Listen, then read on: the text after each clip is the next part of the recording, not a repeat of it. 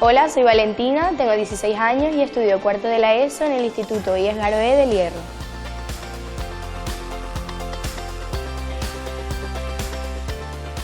En mi clase hemos expuesto las enfermedades en las materias de lengua y matemática y ahí nos han ido surgiendo dudas a mis compañeros y a mí sobre cómo será la vida de estas personas que padecen estas enfermedades.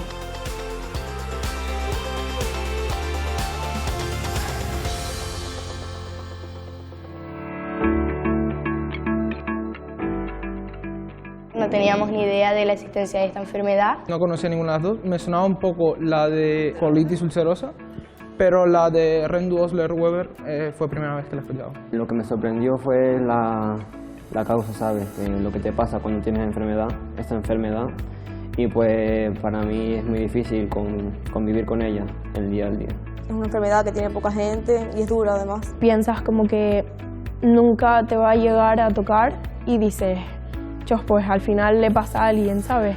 Que es más cercano de lo que nos puede parecer. Es chungo tener una enfermedad, sea la que sea.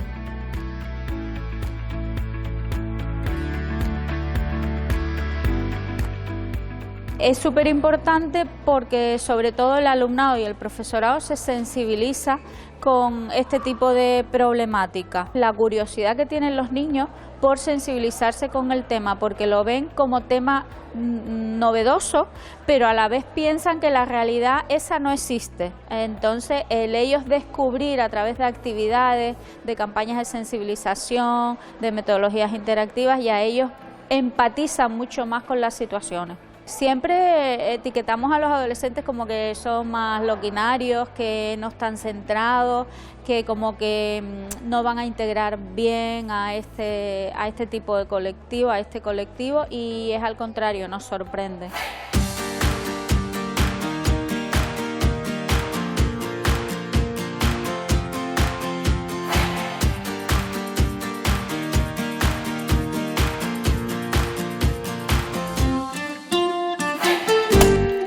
Hola, yo me llamo Soraya, soy enfermera, trabajo en el Hospital Materno Infantil de Gran Canaria, tengo 48 años y tengo una enfermedad rara que se llama telangiectasia hemorrágica hereditaria.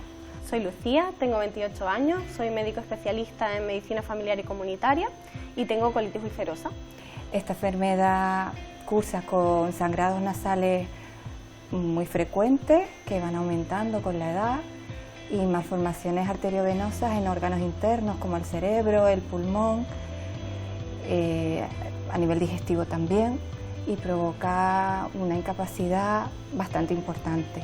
La colitis ulcerosa pertenece a las enfermedades inflamatorias intestinales, con la enfermedad de Crohn y la colitis indeterminada, y son enfermedades en las que el sistema inmune ataca al tubo digestivo y da dolor abdominal, diarreas con sangre, mucha urgencia para ir al baño y que limita bastante la calidad de vida, y son enfermedades crónicas, es decir, que a día de hoy no tienen cura. Me gusta leer, me gusta caminar y me gusta viajar siempre que mi enfermedad me lo permite. Me gusta bailar, me gusta cantar y me encanta viajar, pero bueno, dentro de las posibilidades que me deje la enfermedad y también el tratamiento.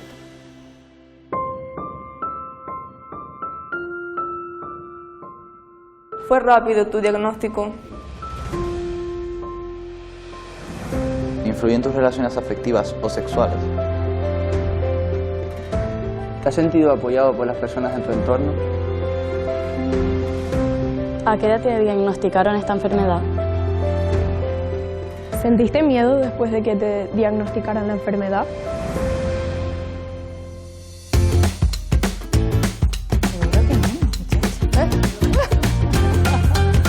Hola, buenas. Bien, encantada. Yo soy del Hierro y vengo al plató de Así Somos para entrevistar a Soraya y a Lucía.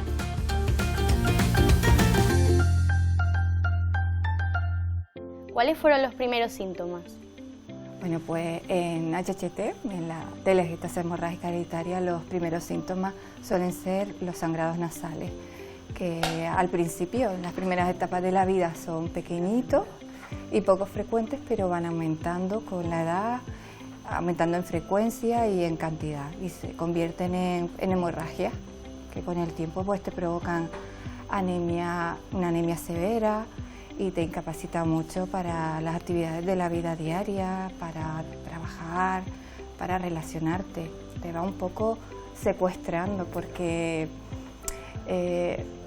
vas dejando de hacer cosas porque esos sangrados son muy frecuentes. Y luego, pues también que no se ve. Ese es el problema de nuestra enfermedad, que mucha gente cree que son solo los sangrados, pues también puedes tener malformaciones arteriovenosas a nivel del cerebro, de los pulmones, en el hígado, y provocan complicaciones importantes para la salud y muy, muy graves. Pues en mi caso, a mí me empezó la enfermedad con una diarrea que parecía pues que a lo mejor iba a ser un virus o una gastroenteritis normal, pero la diarrea ya era mucho tiempo, mucho más de lo que suele ser una infección.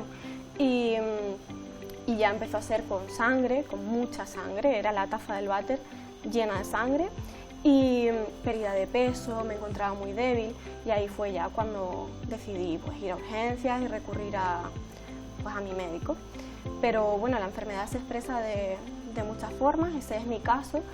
Suele dar también mucho dolor abdominal, repercusiones en la analítica, etcétera, y después también, aunque afecta fundamentalmente al tubo digestivo, también puede afectar a otros órganos, por eso es una enfermedad sistémica y puede afectar a los ojos, a las articulaciones, a la piel.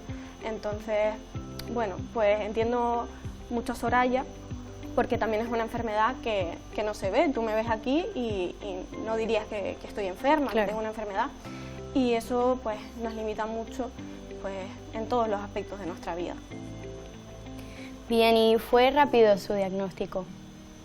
Bueno, en mi caso yo sabía que tenía la enfermedad porque yo ya la viví con mi padre. La HHT es una enfermedad hereditaria. Entonces yo desde que era pequeñita veía a mi padre sangrar. ¿Qué pasa? Que como tampoco conocía la enfermedad y en aquella época, hace pues 40 años, tampoco conocíamos el nombre de la enfermedad, pero decía, bueno, yo tengo sangrados como mi padre sangra, no pasa nada, pero luego vas creciendo, vas viendo que él va también empeorando su estado de salud, que esos sangrados se convierten en hemorragia, y pues cuando mi padre tendría 65 años, que llevaba toda la vida con la enfermedad, fue la primera vez en una visita a urgencias, porque él, claro, sangraba tanto que perdía la conciencia y tenía que acudir a urgencias para transfundir. Necesitaba muchas transfusiones. Y en ese momento fue cuando uno de los médicos me dijo, tu padre tiene una enfermedad que se llama telangiectasia hemorrágica hereditaria, o síndrome de Rendueus-Leweber también. Y a partir de ahí pues ya empezamos a buscar información, que en aquella época no había mucha, pero fue ahí. ¿Y tu diagnóstico, Lucía, cómo fue? Pues mira, me parece como súper interesante que hagas esa pregunta, porque una de las cosas en las que tenemos más problemas es justo eso, que se retrasa el diagnóstico, pero se retrasa también por dos partes. Por un lado, porque a lo mejor normalizamos lo que nos está pasando y no vamos pronto al médico o al centro sanitario más cercano, y también porque efectivamente son enfermedades quizá poco conocidas y aquí tenemos la oportunidad de hablar de esto, ¿no? De que igual alguien en casa, claro, de pronto se le enciende la bombilla, pues justo eso. Y bueno, en mi caso la verdad que no se retrasó tanto, pero es verdad que yo también estudiaba medicina, entonces yo ya, a pesar de que era el primer año, ya tenía cierto conocimiento, fue con 18 años en mi caso, y tenía acceso más o menos rápido pues al hospital, hacía prácticas allí, ¿no? Entonces era relativamente fácil y tardaron unos meses en diagnosticarme, pero es verdad que esta enfermedad, la enfermedad de Crohn y la colitis ulcerosa, pueden tardar años también en diagnosticarse. ¿Y cómo reaccionaron después del diagnóstico? Bueno, a ver, yo, como ya lo sabía, el diagnóstico no me sorprendió, lo acepté. Lo que sí es verdad que llevé peor fue cuando la enfermedad empezó a limitarme. Entonces, cuando llegó un momento sobre los 22, 23 años en que mis sangrados eran más frecuentes, eran más grandes, más importantes. Yo ya empecé a dejar de hacer determinadas cosas que hacía como cualquier otra persona, porque él sangraba y entonces, claro, te va parando, te va limitando. Yo tenía sangrados, simplemente al agacharme a atarme los zapatos podía empezar a sangrar, o al bajar la cabeza para coger algo que se había caído al suelo, con los cambios de temperatura, al salir por la mañana de casa, el aire fresco, respiras y empiezas a sangrar. Y entonces ahí empiezas a verte como secuestrada por tu enfermedad, O ¿no? limitada. Limitada, y cada vez más dejas hasta de salir con tus amigas a tomarte un café, porque cuando te das cuenta tienes que ir al baño corriendo y estar ahí taponándote, presionándote. La sangre es muy escandalosa, a la gente le llama mucho la atención y entonces tú huyes un poco de esas situaciones. Intentas evitarlas y a costa de eso pues dejas de hacer muchas cosas. Y ahí pues empiezas a tener sentimientos de rabia, de tristeza, pero luego no te queda otra que tirar para adelante, afrontarlo. Yo conocí, gracias a Dios, la Asociación de Enfermos con HHT, y a partir de ahí pues todo cambió. Porque conocí a gente que tenía el mismo problema que yo y eso me ayudó mucho. ¿Y tú cómo reaccionaste? ¿Sentiste miedo? Mira, la primera reacción, yo me encontraba tan mal, realmente, tan enferma, que cuando a mí me dieron un nombre a lo que tenía, a lo que me estaba pasando, yo sentí como unos días de alivio, ¿sabes? De decir, bueno, por lo menos ya se sabe lo que me pasa, porque barajábamos muchísimas posibilidades. Entonces, bueno, cuando a mí me hacen esa primera colonoscopia, y es que me acuerdo perfectamente, en la sala de recuperación de la colonoscopia, con mi madre al lado, viene el médico que para mí fue en aquel momento un salvador, ¿sabes? Porque venía dando tumbos de médico en médico y me da el nombre, me dice colitis ulcerosa, y en ese momento respiro. El problema viene después, cuando empieza a resonar en tu cabeza con 18 años, que es una enfermedad que no tiene cura, que es crónica, y eso empieza a apoderarse un poco de ti, ¿sabes? Entonces ahí empieza a pesar, y totalmente de acuerdo con ella, empiezas a limitar pues tu vida social, porque en mi caso parece, a lo mejor dices, bueno, una diarrea, no, son 30 deposiciones al día a lo mejor, entonces con sangre, eso te limita absolutamente incluso el sueño. O sea, yo llegaba a poner una manta y una almohada en el baño porque me tenía que levantar tantas veces por la noche que no me valía la pena, entonces dormía en el baño, al lado de la taza del váter. He llegado a ir con pañales a hacer exámenes, a un montón de cosas que eran obligatorias, que tenía que ir sí o sí, y por ejemplo, ir a la playa. Para mí ir a la playa, yo he pegado años sin ir a la playa. Ir al cine, la posibilidad de tener que levantar a una fila entera, a lo mejor 10 veces en una película. Son cosas que a lo mejor no te das cuenta, ¿no? Pero forman parte de nuestro día a día. Y ahí es cuando empieza a pesar, cuando ves las limitaciones y cuando te ves tan joven, limitada y sabiendo que esto se queda contigo, que esto es para siempre. Por suerte hay fármacos, hay cirugías, hay cosas que hacer, pero el golpe yo creo que es ese, el saber que te ves limitada, ¿no? Claro, y que es para siempre. ¿Pueden desempeñar cualquier tipo de trabajo? A ver, yo creo que sí lo podría desarrollar. De hecho, yo en mi trabajo lo que he tenido que hacer al ir evolucionando mi enfermedad es una adaptación del puesto de trabajo. Pero evidentemente esta enfermedad, y me imagino que igual que la de Lucía, igual que otras tantas, en cada persona no es igual. Claro. Se expresa de manera diferente. Y hay personas con HHT que apenas sangran, pero tienen malformaciones a nivel cerebral y han tenido un ictus, un absceso. Y hay otras personas que no tienen ninguna complicación en órganos internos y apenas sangran o sangran mucho, depende de la persona. Pero de hecho yo hasta que conseguí un tratamiento estuve muy limitada, tenía muchas bajas, muchas bajas laborales, porque claro, como dice Lucía, a lo largo del día podía tener 5 o 6 episodios de sangrado. Me taponaba, pero cuando me quitaba el tapón volvía a sangrar otra vez, en la misma medida que antes de taponarme.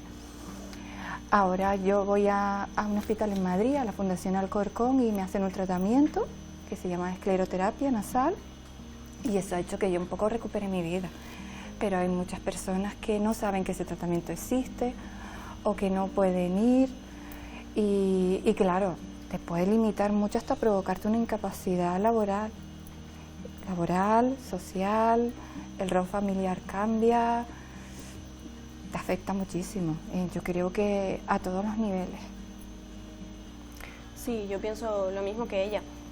A ver, yo puedo decir que a mí me gusta decirle a todo el mundo que podemos hacerlo todo o casi todo, pero es verdad que tenemos que contar con pues, estas plataformas, ¿no?, de visibilidad, para que también las instituciones, las empresas sean conscientes de nuestras necesidades. Si nosotros cubrimos nuestras necesidades en general, podemos hacer cualquier cosa, pero necesitamos una sociedad que nos soporte. Claro. Y como dice Soraya, cada patología es un mundo, cada paciente es un mundo, y no es aplicable, no hay normas, ¿sabes?, que se apliquen a todos.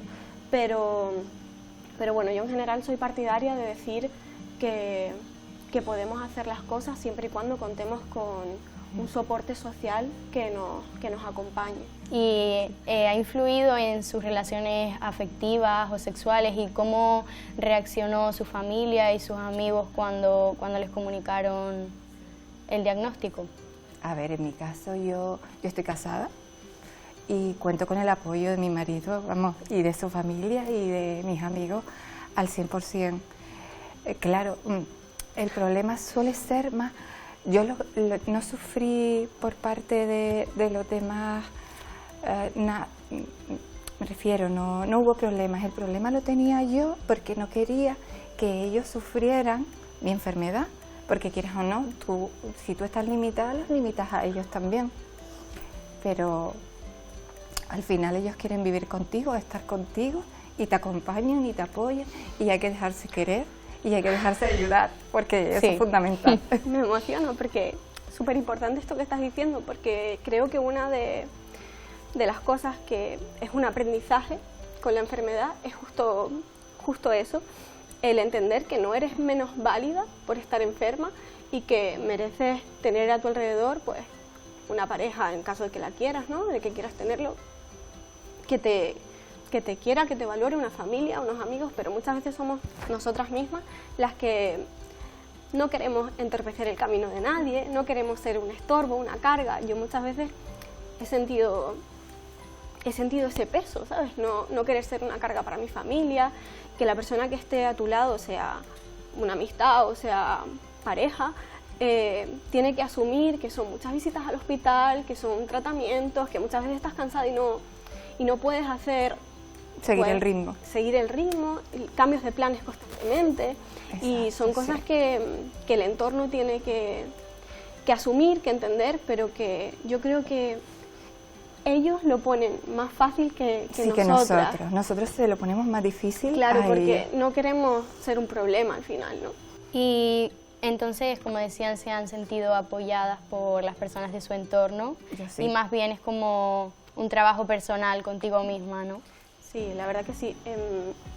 En mi caso, además, a partir de que he hablado de la enfermedad y me he relacionado, he empezado a conocer a gente que también tiene esta enfermedad. Mi pareja tiene la misma enfermedad que yo, y ha sido como una historia casual y muy bonita. Y bueno, yo creo que al final te haces con un círculo que entiende, que acepta, que es empático, y todo va mucho mejor, porque siempre las cosas, cuando uno está arropado, siempre todo va mejor. Pero mira, yo creo que es súper importante cuando tienes una enfermedad, sea rara, no sea rara, cualquiera, hablar de ella. Yo estuve ocultándome mucho tiempo detrás de mi enfermedad. Yo empezaba a sangrar y me iba al baño, ay, que nadie me ve, ay, que no sé qué. No puedes vivir toda la vida escondiéndote. Claro. Intentar aparentar que no tienes ningún problema de salud y que eres perfecta, entre comillas, ¿no? Y cuando ya no te queda más remedio, porque la enfermedad al final sale y no te puedes estar ocultando toda la vida. Cuando empiezas a hablar del tema y lo compartes con tus compañeros, con tus amigos, Lo normaliza. lo normaliza y claro, es que ellos no te pueden ayudar si no saben lo que tú tienes. No te pueden entender si no les cuentas lo que te pasa. Entonces, en cierta medida, cuando estamos en ese momento de la enfermedad, de cerrarnos, de no molestar, de no querer contar, somos nosotras las responsables de ellos. Nosotras nos estamos haciendo daño a nosotras mismas pensando o haciéndonos una idea de cómo los demás van a responder, y no. Los demás responden siempre mejor de lo que esperamos, y evidentemente si no saben lo que te pasa, no te pueden ayudar. Claro. Sí, y también en el caso de la enfermedad de Crohn y la colitis ulcerosa, son enfermedades muy tabú en muchos ámbitos, porque ¿cómo le explicas a tu cita de Tinder que te vas a ir al baño no sé cuántas veces en una cena, que no vas a comer de esto, que no vas a comer lo otro, o que, bueno, que a lo mejor lo tomas, pero que eso significa que esa noche vas a estar sentada en el váter toda la noche, o sangrando, o incluso que a lo mejor te llevas alguna visita a urgencias? Entonces, es muy tabú, y eso yo creo que limita Ciertos aspectos, ¿no? Claro, que nos abramos al mundo, que nos relacionemos, que nos enamoremos, que tengamos relaciones sexuales, porque hay cambios en el cuerpo, hay cambios físicos, puedes tener también una ostomía, una ileostomía o colostomía, que es una bolsita que va en el abdomen, que también pues, puede generar muchas inseguridades a la hora de desnudarte. Entonces, yo creo que uno de los aspectos clave es ese, el de las relaciones de parejas, afectivos, sexuales. Pues yo creo que es un tema difícil ahí.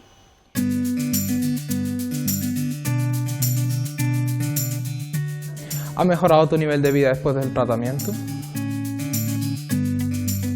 ¿Cómo ha afectado tu estilo de vida?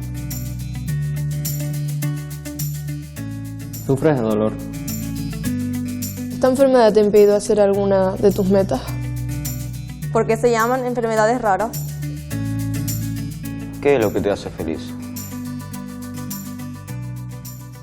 Bueno, cuentan cómo ha cambiado su estilo de vida en todos los aspectos, pero ¿sufren dolor normalmente en su día a día? A ver, yo por mi enfermedad no tengo dolor físico, yo no sufro. Lo que sí sufro es, pues, cuando sangro mucho suelo tener anemia importante, y yo por ahora no tengo malformaciones a nivel interno, pero sí conozco, pues, tengo amigos que incluso le han tenido que extirpar parte del pulmón por una malformación arteriovenosa a nivel pulmonar. En nuestro caso sí es una enfermedad dolorosa, tanto el Crohn como la colitis ulcerosa. Lo que duele fundamentalmente es el abdomen. Pero otra de yo creo, de los síntomas que también limitan mucho es lo que llamamos fatiga crónica, que a veces las enfermedades autoinmunes, como tienes el cuerpo luchando constantemente, y aparte de que también perdemos mucha sangre, tenemos anemia, pues nos encontramos cansados, fatigados durante todo el día, y tenemos que convivir con eso siempre. A veces no podemos seguir el ritmo habitual. Ya. ¿Y hay algo concreto relacionado con su enfermedad o sus cuidados que no puedan olvidar al salir de casa? Yo no puedo salir de casa sin mi kit de supervivencia, como digo yo, que es un botito con un montón de algodón y, bueno, 4 o 5 paquetes de pañuelos de papel.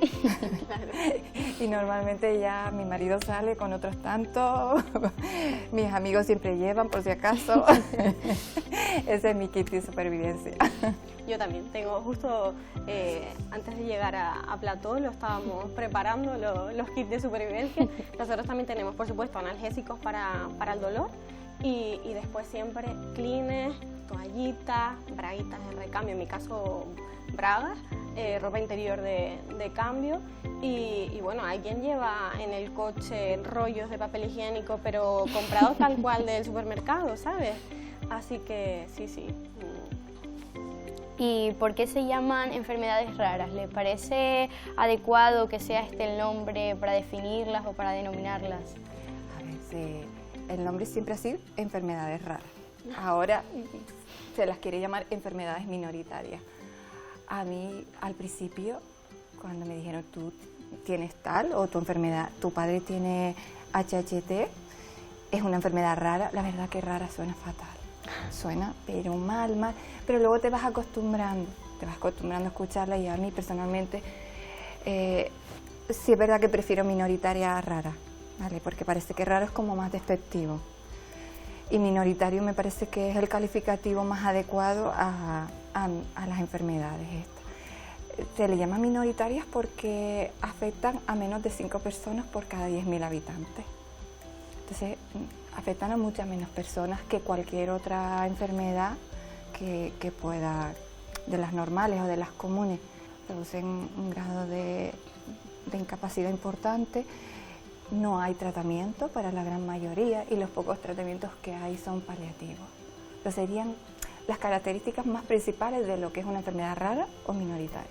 Claro, en el caso de ustedes la unión hace la fuerza en realidad. Han tenido que asociarse y que agruparse por eso.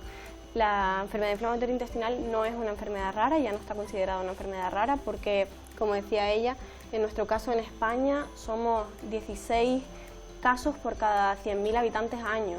Es una enfermedad que está creciendo muchísimo, sobre todo en países más industrializados, y entonces no es una enfermedad rara, pero sí desconocida. Entonces, bueno... Claro, a nosotros nos surgió esta pregunta en clase con mis compañeros porque muchos desconocíamos la existencia de estas enfermedades, y cuando nos las presentaron y conocimos un poco sobre los síntomas, empatizamos mucho con cómo nos podría afectar a nosotros en nuestra vida cotidiana, ¿no? Entonces, quizás cuando no lo desconoces o no lo tienes tan cerca, como que no le das importancia a cómo a lo mejor se puede sentir encima una persona que está padeciendo una enfermedad que no es estudiada, no es conocida, es crónica, no tiene tratamiento y que quizás le pueda limitar en ciertos aspectos de la vida, pues a lo mejor que te denominen como enfermedad rara, ¿no? Pues de primeras a lo mejor no te hace sentir... No te hace sentir bien para nada, ya te lo digo yo. Que te hace sentir rara. Te hace sentir más rara todavía. Y además que... con el tema de las enfermedades raras, a lo mejor te toca una que cuando llegas a tu médico de atención primaria has tenido la suerte, entre comillas, porque eso no es suerte, pero de que tu médico, esa en concreto, pues la conoce, porque tiene a lo mejor o ha tenido algún paciente más, pero muchas veces no. Entonces tú llegas y con un montón de preguntas a la consulta que no tienen respuesta y te vas sintiéndote más raro que como entraste. ¿Y qué es lo que les hace feliz? ¿Tienen algún sueño por cumplir o algún sueño que no hayan realizado porque se hayan visto limitadas por su enfermedad? A ver, a mí lo que me haría feliz, o es mi objetivo, es poder trabajar hasta que me pueda jubilar, que mi enfermedad no me limite en ese aspecto nunca. Eso es el objetivo que yo tengo. Yo sé que tengo que vivir con ella, estoy adaptándome a ella, convivo con ella, pero no quiero que vaya más, no quiero que me siga limitando. Ese es el sueño. Mira, aprendes a valorar hasta tomarte un café con una amiga, ¿sabes? Entonces yo no pido grandes viajes ni grandes cosas, quiero seguir como estoy ahora, porque gracias a Dios con la escleroterapia nasal he recuperado mi vida, y entonces yo quiero seguir así. No pretendo nada más, ya te digo, ni hacer grandes cosas. Simplemente poder disfrutar del día a día, de las pequeñas cosas, de tomarme un café, de poder irme de viaje si me apetece a algún sitio, de poder ir a la playa tranquilamente, de poder ir a un concierto, de poder ir a hacer la compra al supermercado y cuando estoy en la caja no tener que salir corriendo al baño y dejar el carro lleno 1 hora, 2 horas. Total. Yo tengo una experiencia en una cola de un supermercado con un montón de cosas y de decir, bueno, ¿a dónde voy? O sea, es que me hago encima. Bueno, y las tantas veces que me he hecho encima, ¿no? Claro, es que no lo puedes evitar. Claro, pero de soltar las cosas al suelo y decir, dejarlo todo y correr a mi casa. o sea, no tenía otra alternativa, o sea, que igual las pequeñas igual. cosas de la vida, ¿no? Hacer una cola en un súper, pues sí. Lo valoras muchísimo y no te cabreas por boberías, no te agobias por... Pones las cosas en su sitio. Lo importante es tener salud y poder disfrutar de las pequeñas cosas, porque lo primero que pierdes es eso, las pequeñas cosas. Entonces, lo que tú tienes en tu día a día y es de lo que te hace feliz. Si ya pierdes eso, ya no acabas siendo otra persona, ya ni siquiera eres tú. Yo el único deseo que tendría es eso, vivir una vida con las menores limitaciones posibles, ¿sabes? Una de las cosas que más miedo da, seguro que en esto estás de acuerdo conmigo, es ver una perspectiva de futuro en la que tengas que empezar a quitar cosas de tu vida como las hemos tenido que quitar en los momentos en los que la enfermedad estaba más Claro, y más cosas activa. cotidianas, que no es que Claro. digas tú, me voy a quitar de irme de viaje a Egipto. No, se trata de poder seguir con tu vida en tu día a día. Bueno, chicas, y por último, ¿qué le dirían a una persona que le acaban de diagnosticar su enfermedad? ¿Empieza? Bueno, mira, yo le diría que hay que ser fuerte, que busque apoyo, que no esté solo, que cuente lo que le pasa a sus seres queridos, a sus amigos, que se informe, que busque personas que hayan pasado por esa enfermedad o que la estén pasando, porque se aprende mucho de ellas, y que confíe en los profesionales de la salud, y que si no te dan la respuesta que tú quieres, búscala en otro lugar. En el caso de las enfermedades raras es muy importante buscar las asociaciones de pacientes de esa enfermedad, porque son los que te van a derivar a los especialistas que conocen mejor que nadie tu enfermedad. Vas a poder contactar con personas que la están pasando y te van a servir de referente, te van a acompañar, te van a dar consejos. Vas a conocer al final tu enfermedad mejor que nadie, y tiene que ser así. No podemos esperar que los demás la conozcan, porque en nuestro caso, por lo menos, al ser una enfermedad rara, hay muy poca información y son desconocidas todavía por los médicos, muchas de ellas. Y sobre todo eso, que no pierdas la esperanza y seguir para adelante, y ya está. Yo le diría que el camino va a ser duro y difícil, que hay que ser fuerte, como dice Soraya, pero sobre todo que se lo merecen todo, que en ningún momento se sientan más pequeñitos, menos válidos, porque yo creo que nos merecemos que nos acepten, nos merecemos que nos quieran, nos merecemos llegar hasta donde nosotros queramos llegar, y que esa es nuestra pelea, ¿sabes? Y que, bueno, que hay un futuro mejor. Bueno, chicas, muchísimas gracias por compartir su experiencia. La verdad que para mí ha sido un placer poder escuchar todo lo que me han contado, y es un placer haberlas entrevistado. Para Gracias a nosotros ti. también. Gracias a ti, porque eres una profesional, y gracias a Soraya por abrirte de esa manera y por hacer este ambiente tan calentito. Bueno, pues yo lo mismo que Lucía. Muchas gracias, Valentina. Muchas gracias. Muchas gracias y felicidades. Quería dar las gracias a Radio Televisión Canaria por ofrecernos este momento en el que podemos explicar cómo somos, porque somos así, o así somos. Me ha gustado esto de venir a la tele, aunque sea hablar de cosas que no es la parte bonita de la vida, es la otra parte de la vida, pero bueno, así somos. La experiencia de grabar aquí ha sido como estar en casa, la verdad. Valentina nos ha hecho sentir muy cómodas, y la complicidad con Soraya ha sido estupenda. Para mí es un poco difícil pues contar cosas tan íntimas, se siente uno un poco vulnerable, pero creo que esto ha sido una acogida buenísima, y pensamos que esto puede ser muy bueno para todas las personas que lo reciban en casa. sea gente que esté pasando por lo mismo que nosotras o sea el resto del mundo que tenga una visión un poco más empática y conozca un poquito pues por qué pasamos nosotros. La verdad que la experiencia ha sido increíble, poder conocer los testimonios de Lucía y de Soraya. Creo que ha sido muy importante para aprender a valorar las pequeñas cosas, además de para visibilizar todas aquellas enfermedades que no son conocidas o no son estudiadas y pues cómo influye en su día a día todas las cosas que ellas han explicado.